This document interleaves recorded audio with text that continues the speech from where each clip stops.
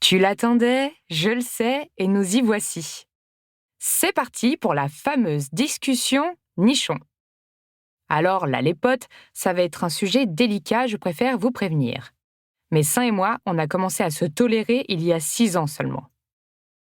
À la puberté, j'ai vite compris que ma poitrine n'allait pas être celle que j'imaginais. Pourquoi j'imaginais? Bonne question. Voilà la réponse. On ne parle jamais des vrais seins. On est habitué à ne voir qu'un seul type de nichon, celui des magazines, des films et des mannequins. À croire que toutes les femmes ont les mêmes. Évidemment, laisser penser ça aux jeunes femmes ne peut que causer du mal. Si tant de complexes sont liés à la poitrine, il n'y a pas besoin d'aller chercher bien loin.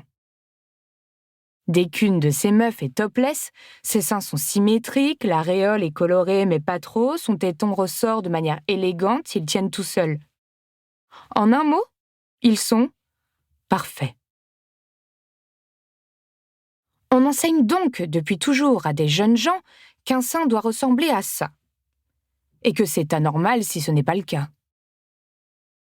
Quand tu construis ton image en tant que femme, ça pose forcément un problème, parce que dans la vraie vie, peu de monde a ce type de poitrine.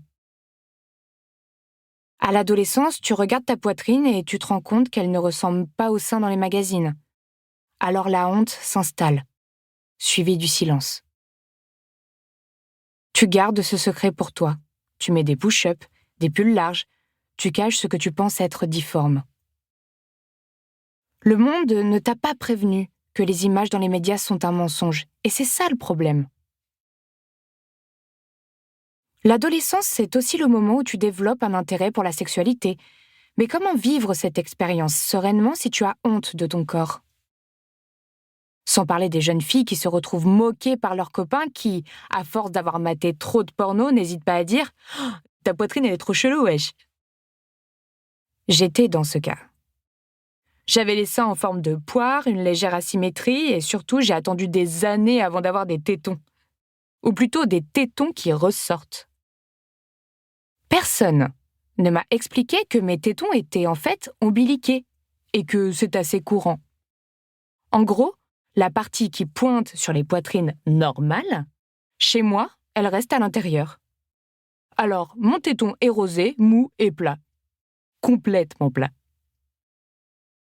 Je ne pouvais pas les regarder. Je les détestais. Et puis à 16 ans, je me suis réveillée avec une grosse boule douloureuse dans le téton. Un kyste énorme arrivé d'un coup. Rien de grave en soi. Mais ce truc me forçait à me focaliser sur cette partie de mon corps que je considérais comme difforme. Quand j'ai été opérée, pour la première fois, un médecin m'a expliqué que cette forme de téton pouvait causer des problèmes pour l'allaitement. À l'époque, j'ai 17 ans, je veux pas d'enfant, alors je m'en fiche. Et puis, quelques années plus tard, la vie me fait une piqûre de rappel. J'ai un gros problème hormonal qui surgit, nécessitant des soins. On en vient même à m'expliquer qu'avoir des enfants un jour serait peut-être compliqué. J'ai 21 ans, on me dit que je suis malade, et encore une fois, mon corps est contre moi. Finalement, je me remets de tout ça et l'idée de me réconcilier avec mes seins commence à me travailler. Je décide de rencontrer un chirurgien pour savoir s'il est possible de me constituer un téton, si un allaitement pourrait fonctionner comme ça, et si une légère augmentation mammaire pourrait me permettre de corriger leur forme tout en prenant un peu de volume. Bref, la totale. J'ai attendu longtemps, 2 ans exactement, et beaucoup réfléchi avant de me décider à pousser la porte du cabinet d'un chirurgien.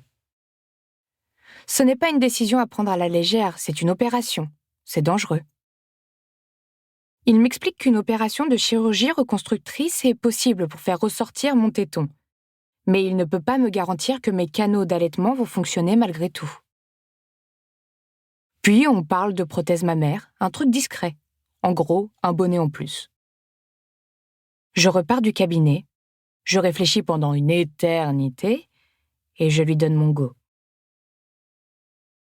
Pour continuer à écouter ce livre audio gratuitement, Cliquez sur le lien dans la description et vous pourrez l'écouter en entier sans frais grâce à l'essai de 30 jours d'Audible.